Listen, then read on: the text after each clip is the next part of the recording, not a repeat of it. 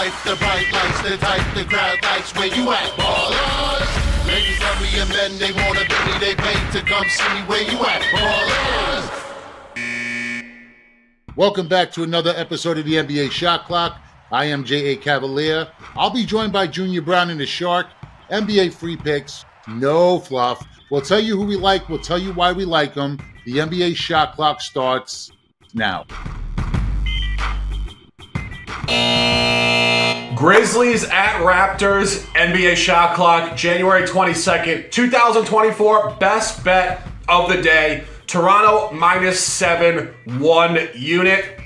Toronto, with this new roster group featuring Emmanuel Quickley and RJ Barrett, started off 5-1 ATS. However, 1-4 ATS since, off a blowout loss over the weekend in New York City, finding a rematch of a game played on January 3rd in Memphis.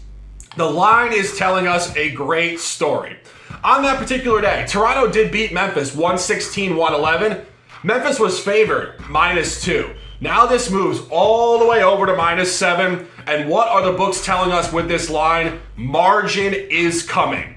Memphis, without Ja Morant, without Marcus Smart, without any real bigs other than Jaren Jackson, and now missing Desmond Bane, have a high level of difficulty scoring the basketball, as exhibited in their previous 2 road games. A blowout loss in Minnesota, a blowout loss in Chicago. It should continue that direction tonight. Top play of the day, NBA Shot Clock on this Monday. Toronto -7, 1 unit. Milwaukee at Detroit, and this is a revenge game from Saturday. The Bucks Pistons over 247. I mean, this is pretty much deja vu in Detroit, right? The Motor City defense is optional. These two teams went for a combined 276 on Saturday. Lillard had 45. Giannis had 31. Detroit is just a mess. 28th in the league in scoring D. They give up 123 points a game. In their last 10 games, the Pistons have allowed more than this average 7 times. That includes 6 games where they gave up 130 or more points. Detroit hit 21 threes on Saturday, an outlier, but remember, the Bucks are 25th in scoring defense. They give up 121 a game. So yes, they win games and they fill the hole, but they don't play defense either.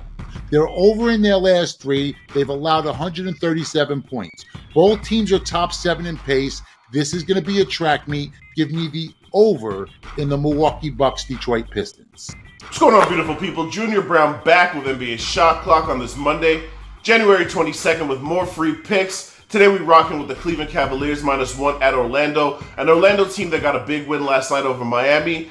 Funny thing with Orlando is even in their big wins, they're still so offensively challenged that last night they only put up a $105, which I think is going to be the problem that they're going to run into against this Cleveland team that's clicking in all cylinders since Evan Mobley went down. A point that I've brought up repeatedly because I've been back in Cleveland during this stretch. They're 8-2 in their last 10, and here's the big difference with them. You would assume because Mobley's gone, their defense has gotten worse, but it's actually exactly the same. It's even slightly better. They were 111 per 100 with Mobley in the lineup. Without him, they're 110 per 100. But it's their offense. Their offense is on a completely different level. They're at 118 per 100 on offense as compared to 111 per 100, which was 23rd in the league at the time. Since Mobley's injury, they've been a top 12 offense. So if your defense is the same, but your offense is significantly improved, that translates to all the wins you're seeing. And it's more than just Mobley being gone, because I'm not saying they're better without him. They're just better without 2 non-shooters in the starting lineup, that being Jarrett Allen and Mobley. Since Mobley's been gone, Jarrett Allen's offense has gone up and his defense has been better. He's an improved player. Donovan Mitchell has more space than he's ever had since joining Cleveland to drive and kick. Their shooters are getting more opportunities because you've replaced Mobley with more shooting. In fact, since Mobley's gone down, Cleveland has attempted the second most threes in the league behind the Boston Celtics, something you would never associate with this Cleveland team. So we got to cap Cleveland completely different with this new lineup and this new system.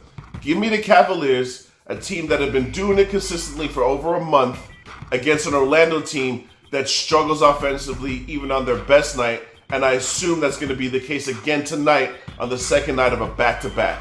We rocking with the Cavaliers -1. Let's cash this ticket, y'all. The San Antonio Spurs at the Philadelphia 76ers. And I'm on the Sixers tonight, laying the 13.5. Embiid goes off on bad teams. Sixers are second in net rating at +8. They've beaten teams below 500 by an average of 15. San Antonio allows 52 points per game in the paint. So Embiid's going to eat.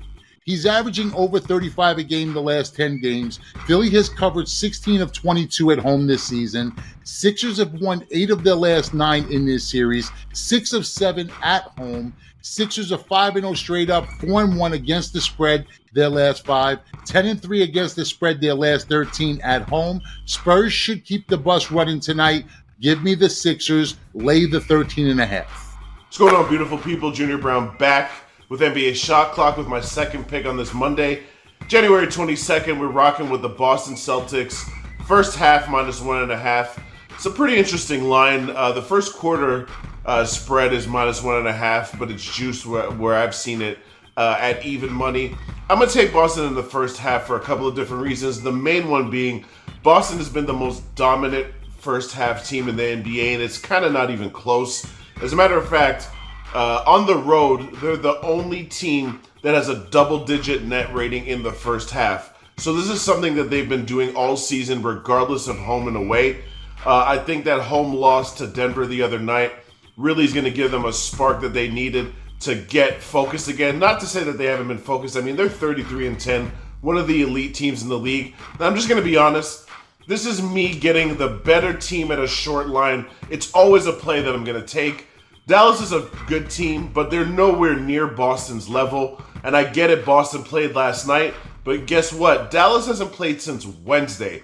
That's a long time to not play basketball. So there could be an element of rust for Dallas coming out tonight, whereas Boston just played last night. Give me the Celtics in a spot where they've been dominant all season against an inferior team. Boston -1.5 first half. Just cash this ticket, y'all. Atlanta at Sacramento. There's going to be no Trae Young tonight. The Kings are laying 7.5, and I am on Sacramento tonight. Look, this is just a perfect spot for Sacramento to get right. They've dropped 4 straight, but they're healthy now, and they have the rest advantage. In games with the rest advantage this season, the Kings are 7-3 against the spread. While they've struggled to win lately, they're still 4-2 against the spread their last 6 games. Hawks, as we know, the worst ATS team in the league. They've covered just 4 times in their last 11. Not happening tonight. Give me Sacramento. The Kings are going to light the beam. So this is customer appreciation over at whylose.com. You can get the entire elite basketball season for just $399. That's the entire NBA season, the entire college basketball season. Every single play I make, whether I have 1,000 on it or I have 20,000 on it, you get it. College basketball and NBA. That's straight through March Madness, straight through the Final Four, straight through the playoffs, straight through the NBA Finals. If I have a play in basketball, you get it. Just $399. This sale is going to end tonight at 7 o'clock Eastern Time. Make sure you jump in now.